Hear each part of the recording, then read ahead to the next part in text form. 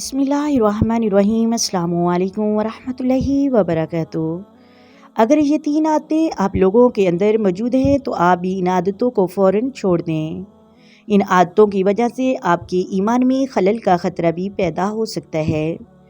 محترم ناظرین، آج کی ویڈیو میں ہم ان تین عادتوں کے بارے میں بات کریں گے جن کی وجہ سے دنیا میں لوگوں کو عبرتناک موت کا سامنا کرنا پڑتا ہے۔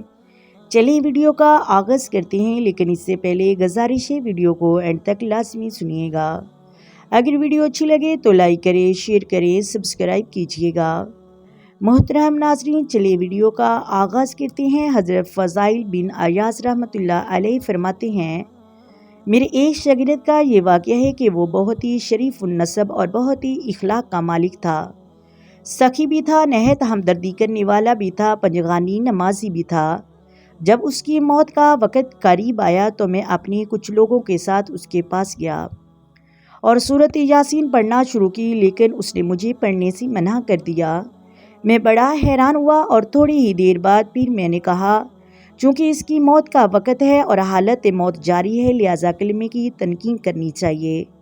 میں نے کلمہ پڑھنا شروع کیا تو انہوں نے کہا کہ آپ چپ ہو جائیں، میرے سامنے کچھ بیان نہ کریں، کچھ نہ پڑھیں۔ جب وہ مر گیا تو میرے دل میں بڑا ہی خیال تھا کہ اس نے ایسا کیوں کہا۔ اللہ کا سخی تھا، بڑا شریف النسب تھا، پڑھا لکھا انسان تھا، آخر ایسا کیوں ہوا؟ تو کچھ دنوں بعد میرے خواب میں آیا، میں نے دیکھا کہ قیامت کا منظر ہے اور میرے اس شاگرد کو گھسیٹ کر لجایا جا رہا ہے، جہنم کی طرف فرشتے اس کو دھکیل رہے ہیں۔ میں بڑا ہی پریشان ہوا، میں نے پوچھا، تمہیں یہ سزا کیوں مل رہی ہے؟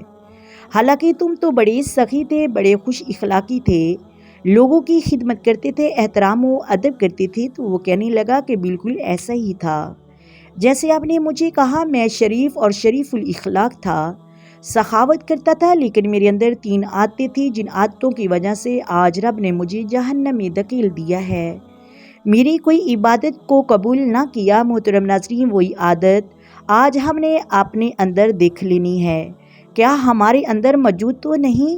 تو حضرت فضائل بن عیاض رحمۃ اللہ علیہ فرماتے ہیں، میں نے کہا کہ وہ کون سی عادتیں ہیں؟ تو وہ کہنے لگا کہ میرے اندر پہلی عادت حسد کی ہے، کیونکہ نبی کریم صلی اللہ علیہ وآلہ وسلم نے بھی فرمایا کہ حسد نہ کرو، کیونکہ حسد نیکی کو اس طرح ختم کرتا ہے جس طرح لکڑی آگ کو ختم کر دیتی ہے۔ اور میں حسد بہت کرتا تھا، اپنے رشتہ داروں سے، اپنے دوستوں احباب سے، اسی وجہ سے مجھے آج یہ عذاب دیا جا رہا ہے۔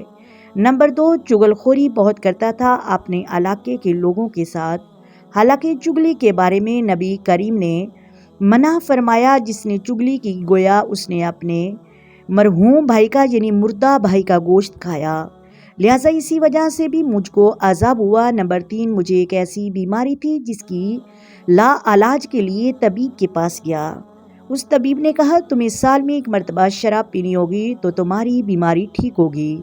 تو بس سال میں ایک مرتبہ شراب پیتا تھا اور شراب خوری کی وجہ سے اللہ تبارک و تعالیٰ نے آج مجھے یہ عذاب دیا ہے۔ محترم ناظرین، ہمیں یہ عادتیں اپنے اندر دیکھنی ہیں، کیا یہ تین عادتیں ہمارے اندر موجود تو نہیں؟ اگر یہ تین عادتیں ہمارے اندر موجود ہیں تو خدا را آج ہی توبہ کرنی چاہیے، اللہ تبارک و تعالیٰ کی بارگاہ میں اپنے نبی کے وسیلہ سے اپنے گناہوں کی بخشش مانگنی چاہیے۔